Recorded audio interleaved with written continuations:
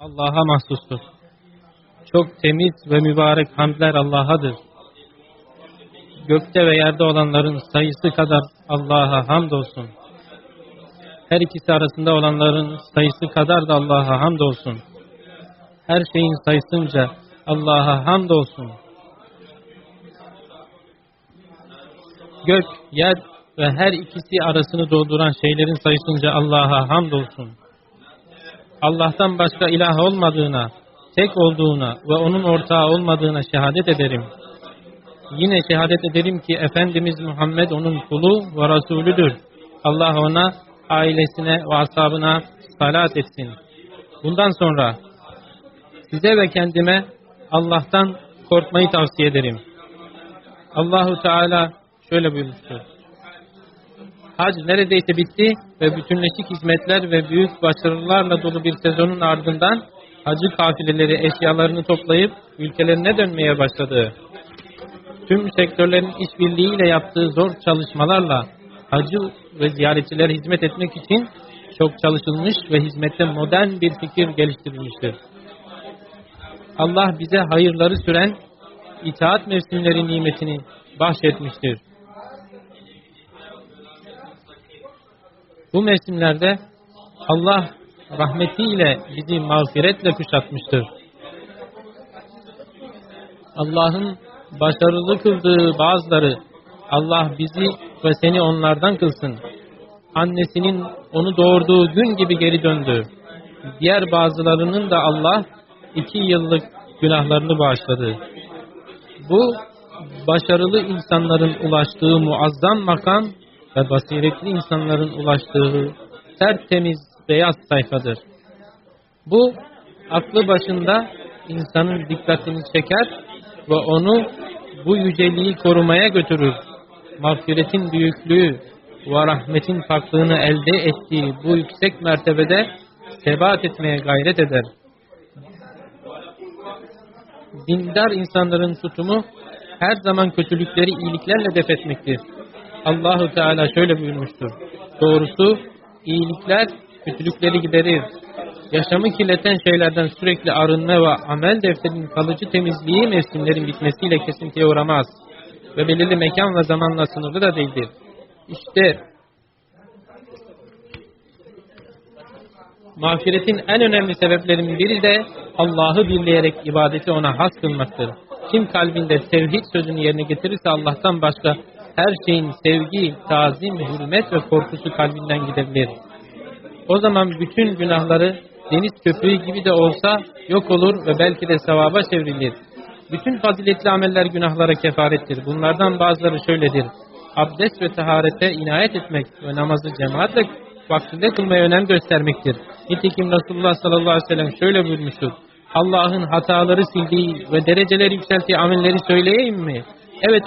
Evet ey Allah'ın Resulü söyleyin dediler. Bunun üzerine zahmetine rağmen abdesti tam almak, mescide çok adım atmak, bir namazdan sonra diğer namazı beklemek. İşte bu ribattır buyurmuştur.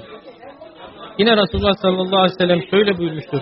Kim evinde güzelce abdest alır, sonra Allah'ın evlerinden birisine doğru, yine Allah'ın farzlarından bir farzı eda etmek için yürürse, 2 adımından birisi bir hatasını siler. Diğeri de o kişiyi bir derece yükseltir. Müslim rivayet etmiştir. İnfak etmek ve sadaka vermek de kötülükleri örter ve dereceleri yükseltir. Allah Teala şöyle buyurmuştur. Sadakaları açıktan verirsiniz ne güzel. Fakat onları gizleyerek fakirlere verirseniz bu sizin için daha hayırlıdır.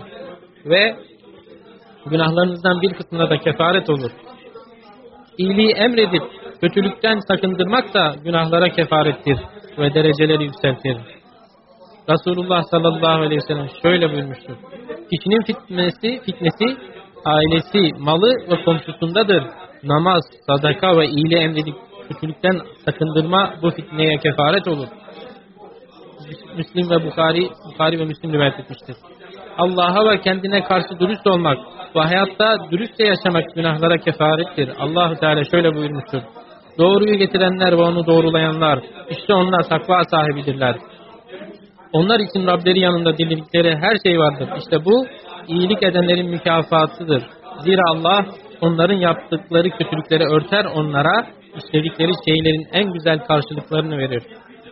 Sınanma anında imanında sebat etmek de günahlara kefaret olur ve dereceleri yükseltir.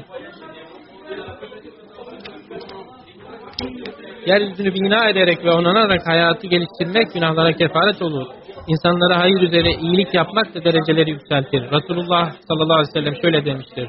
Bir adam yolda yürürken yol üzerinde bir diken dalı buldu ve onu yoldan uzaklaştırdı. Bu sebeple Allah ondan hoşnut oldu ve onu bağışladı. Bu mevsimlere erişmenin ve bazı fazilet ve sevaplara kaynaklarından yararlanmanın sevinciyle kul, Rabbine kendisine hidayet ve sebat ilham etmesi için dua eder ve Resulullah sallallahu aleyhi ve sellemin ettiği şu dua yapar. Allah'ım senden bütün işte sebat etmeyi ve doğrulukta azimli olmayı istiyorum. Ey kalpleri evirip çeviren Allah'ım, benim kalbimi dinin üzerine sabit kıl.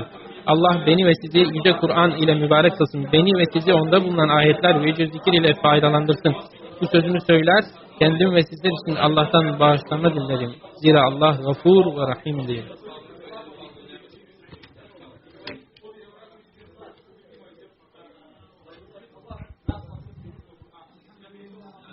Allah'a hamdolsun. Başarılı insanlar onun rızasını kazandı ve hidayetiyle hidayete erdiler. Tek ve ortağı olmayan Allah'tan başka ilah olmadığına şehadet ederim. Müminler bunu kabul ettiler. Yine şehadet ederim ki Efendimiz ve Peygamberimiz Muhammed onun kulu ve Resulüdür. Ona tabi olanlar onun şefaatine erecekler. Allah'ın salatı zikredenlerin adedince onun, ailesinin ve ashabının üzerine olsun. Bundan sonra size ve kendime Allah'tan korkmayı tavsiye ederim. Allah'ın zikri bol, feyiz yağdırır. Kısa anlarda kolay sözlerle ve samimi bir niyetle günahlar silinir ve Müslüman en yüce derecelere ulaşır. Resulullah sallallahu aleyhi ve sellem şöyle buyurmuştur. Kim günde 100 defa La ilahe illallah vahdehu la şerike leh lehul mulku ve lehul hamdu ve huve ala kulli şeyin kadir. Allah'tan başka ilah yoktur. O tektir. Ortağı yoktur. Mülk O'nundur. Hamd O'nundur. O her şeye kadirdir derse bu dua o kimse için 10 köleyi hürriyetine kavuşturma sevabına denktir. Ona 100 hasene yazılır ve 100 günahta silinir. Bu dua o kimse için akşama kadar şeytanın şerrinden güvence olur. Bundan daha fazlasını yapan kişi dışında hiç kimse ondan daha faziletli bir amel getiremez. Yine Resulullah sallallahu aleyhi ve sellem şöyle buyurmuştur. Kim müezzini işittiği zaman tek olan ve ortağı bulunmayan Allah'tan başka hak ilah olmadığına, Muhammed'in onu kulu ve Resulü olduğuna şahitlik ederim. Rab olarak Allah'tan, Resul olarak Muhammed'den, din olarak İslam'dan razı oldum derse, o kimsenin günahları bağışlanır. Yine Resulullah sallallahu aleyhi ve sellem şöyle buyurmuştur. Kim 100 defa Subhanallahi ve bihamdihi derse, günahları deniz köpüğü kadar olsa bile bağışlanır. Yine bu kerim ve ihsanı bol olan Allah'tan bir feyizdir. Mutlu kimse bağışlanma dileyen, günahlarını örtmeye ve derecesini yükselterek Rabbine temiz ve pak bir amel defteriyle kavuşmaya çalışandır. Allah-u Teala gündüz günah işleyenin tövbesini kabul etmek için geceleyin elini açar. Gece günah işleyenin tövbesini kabul etmek için gündüz elini açar. Bu güneş batıdan doğuncaya kadar böylece devam eder. Allah'ın kulları, Allah hidayet peygamberine salat edin. Zira Allah kitabında bunu emretmiş ve şöyle buyurmuştur. Allah ve meleklerin Nebi'ye selat ederler. Ey iman edenler siz de ona salat ve tam bir teslimiyetle selam edin. Allah'ım Hulefai Raşidinden Ebu Bekir, Ömer, Osman ve Ali'den ve bizlerden razı ol. Ey merhametlilerin en merhametlisi. Ya Rabbi biz senden cenneti isteriz ve cehennemden sana sığınırız.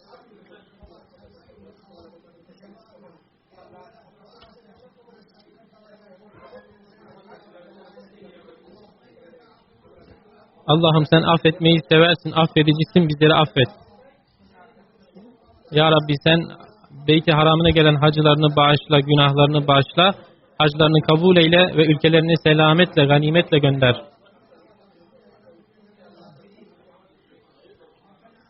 Ya Rabbi bize dünyada iyilik ver, ahirette de iyilik ver, bizi ateş azabından koru.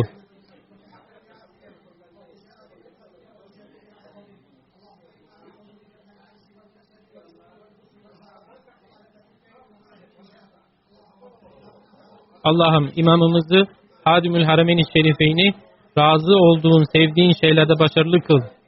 Onu ve veliahdını sevdiğin, razı olduğun şeylerde başarılı kıl. Muhakkak ki Allah adaleti, ihsanı ve akrabaya yardım etmeyi emreder. Çirkin işleri, fenalık ve azgınlığı da yasaklar. Düşünüp tutasınız diye size öğüt verir.